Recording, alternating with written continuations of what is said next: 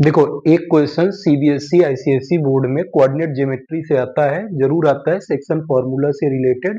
तो कभी कभी ना आपको पैरेललोग्राम में 3 वर्टेक्स दे करके एक वर्टेक्स की वैल्यू पूछता है, या फिर उसी में 2 अननोन वैल्यू या एक अननोन वैल्यू दे करके उसकी वैल्यू पूछेगा। देखो इसमें क्या दिया हुआ है, ये आया हुआ बोर्ड में क्वेश्चन है। बोल रहा है points A comma -11, B 5 comma B, C2, 15 and D11 are vertices of parallelogram. Parallelogram के वर्टिसेस हैं, then find value of A and B.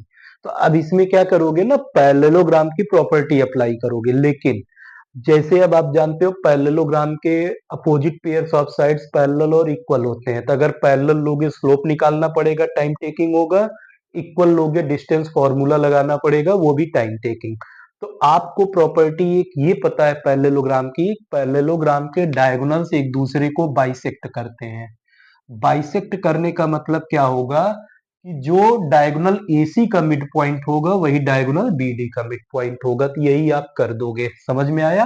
तो आप यहाँ क्या लिखोगे यहाँ रीजन आप अपना लिखोगे एज डायगोनल्स ऑफ पैरेललोग्राम।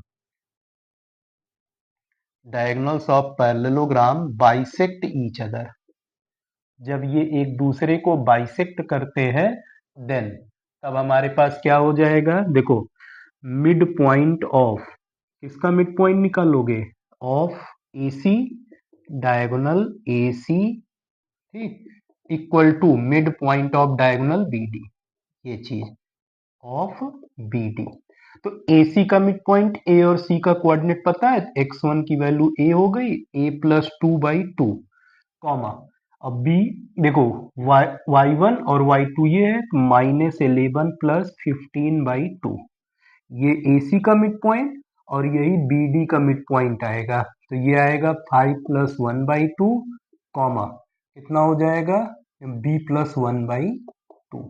ये आएगा मिड पॉइंट का formula, x1 + x2/2, y1 + y2/2। अब इसको इक्वेट करोगे, देखो x कोऑर्डिनेट x के इक्वल, तो a+2/2 = 5 + 1 मतलब 6/2। तो 2 से 2 कट जाएगा, a+2 = 6 आएगा। तो यहाँ से सॉल्व करोगे, a की वैल्यू 4। फिर y कोऑर्डिनेट लोगे तो -11 + 15 मतलब 4/2। तो ये वैल्यू 4/2 = इधर b+1/2। तो 2 कैंसिल हो जाएगा, तो b की वैल्यू 3 आ जाएगा। a और b की वैल्यू फाइंड करनी थी, a की वैल्यू 4, b की वैल्यू 3। ऐसे क्वेश्चंस बनते हैं।